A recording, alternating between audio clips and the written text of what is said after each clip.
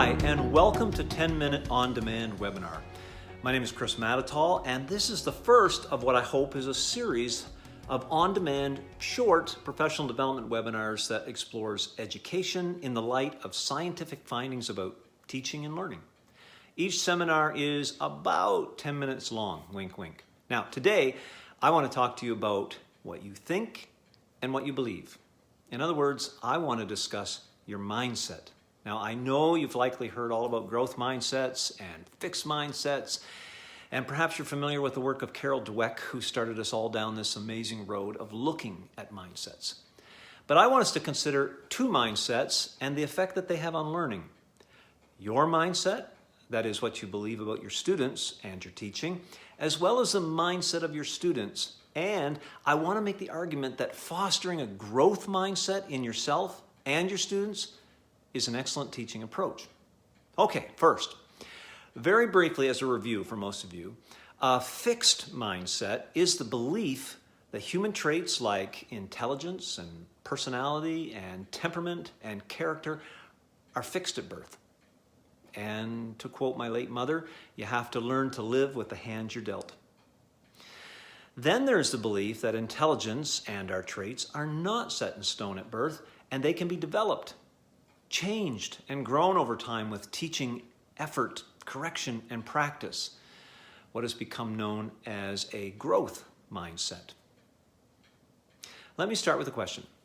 Do you think you could be a great artist? What about a great violin player, or a chess master, or maybe a mechanic perhaps, or learn a new language like Chinese? What about becoming a great cook or chef? Do you doubt that you could become an expert in any one of these areas I mentioned? Well, let me show you something. I had a wonderful opportunity a few years ago of visiting schools in North Korea. And one afternoon, I was able to visit Children's Palace. It's a site where youth can engage in extracurricular activities in several areas like art and calligraphy and languages and sports and musical instruments and so on, a whole bunch of stuff. And I was able to visit several classes such as this one, an art class. Now, the picture on my right is of a 10-year-old girl. Now, obviously she has talent. Was she born this way? Is her brain different than yours and mine? What we believe about children and their abilities, their potential to learn and develop, really matters to how we teach them. And a lot of research has borne this out. I like how Jenny Donahue frames it in the preface to her 2017 book, Collective Efficacy: How Educators' Beliefs Impact Student Learning.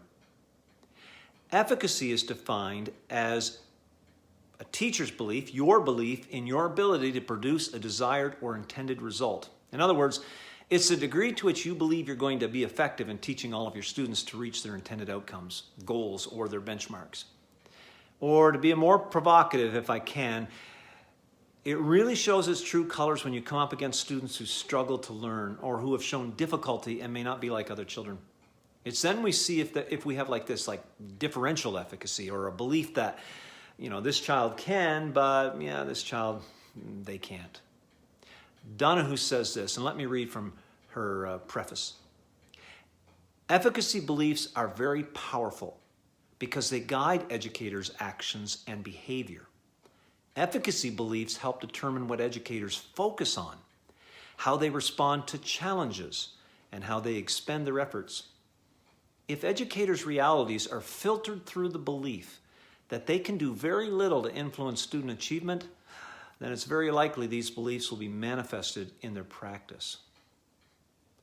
Now, for me, and I suspect this is true of many of you, we grew up in a schooling era before growth mindset was talked about or known in education circles, and many of us never learned about growth mindset in our teacher education programs. Many of us grew up being taught and believing that intelligence and ability and skill and dispositions are innate. We're born with them. They're fixed at birth. There certainly is a genetic component to development, and we know that some people are born with differences in their brains. But all of us share the same components of human cognitive architecture, and we can all learn and grow and develop probably beyond what we sometimes think we can. A growth mindset believes that development is determined by our will, by effort, by incremental learning over time, and we are the ones responsible for it. So, let me return to the question I asked you before. Could you be a great artist? What if I asked you to draw a portrait of yourself? Might it look like this? Now, these portraits I'm about to show you were drawn 5 days apart. Students were given an art course by Betty Edwards, who believes that the ability to draw is actually an ability to train the brain to see contours, spaces, relationships, shapes, light, and shadows. Edwards acknowledges that many people think that drawing is mostly an innate ability, or a rare few can possess this skill, but she has shown through her teaching that drawing consists of teachable component parts. I love it. Or as Edwards puts it, drawing as a learnable, teachable skill. Okay, once again, the following portraits were drawn just 5 days apart.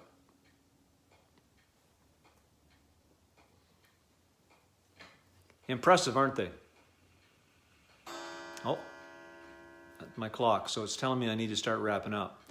Drawn 5 days apart after being taught how to draw and how to see. Now, a warning. Having a growth mindset is not just all of a sudden simply believing that you can do it, or that now suddenly capable because you're looking at things differently. It's not just a matter of voicing or acknowledging that you believe in a growth mindset. I'm not promoting a say it and seize it type of nonsense. No.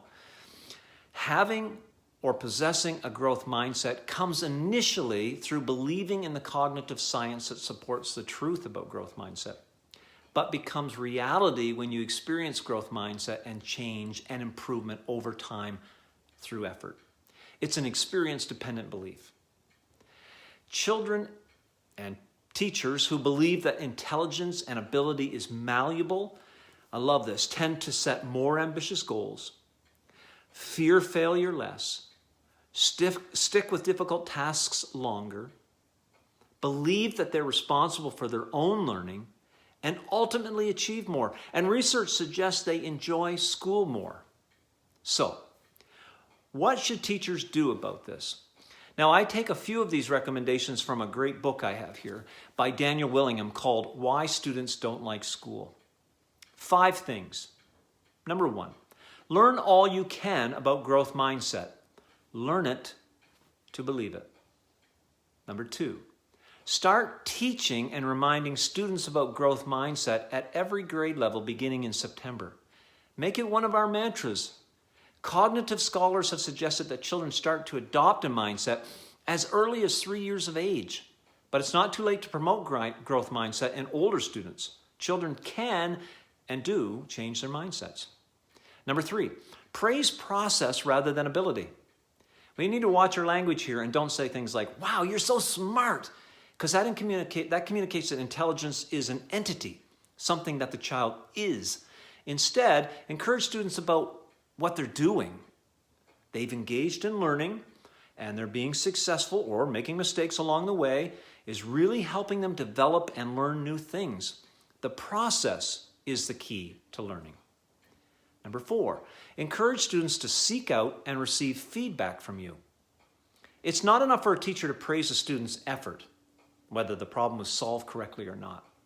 Instead, teachers need to be in the habit of providing honest, formative feedback to improve student learning, and students should be encouraged to seek this. It's not enough to praise a student's effort and stop there. It actually sends the wrong message. Great effort, Mark, you tried hard and that's great. It tells the student that their effort was good enough, like a consolation prize, because they probably won't be able to do it anyway, so let's just say you're finished. No, follow through with helpful corrective feedback and let the last interaction that you have with the child in this feedback be their demonstration of a correct trial. Okay, number 5, allow students to struggle a bit and become accustomed to finding new strategies and resources to correct their mistakes. We need to encourage students to be investigators, researchers, self-regulated learners, seekers, whose habit is searching out learning in schools and in life. Let your students know that you will allow them to wrestle with content and thinking and solutions, and it's good for their brain development. We're often really quick to scaffold students through to solutions. It's okay to let students struggle a bit, and there's nothing wrong with asking students to stick with it a little longer to try to figure it out.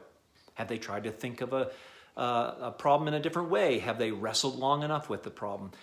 We know from cognitive neuroscience that neural memory pathways are strengthened during resistance and struggle and work to retrieve the information. So let's encourage this more often. Back to Willingham. Willingham puts it this way, and I quote, "What is growth mindset preparing students for? It's meant to give them a positive attitude about challenging work."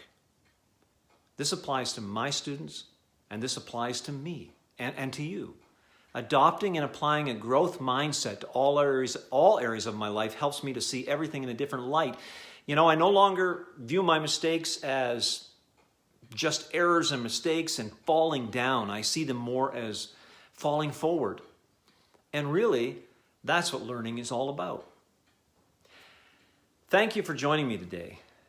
If you would like to add some comments or ask any questions or give any feedback to me, I would welcome that. Please go to my website, goodteaching.ca, find my contact information there, and send me an email. I'd love to hear from you, and I hope you have a great day. We'll see you soon.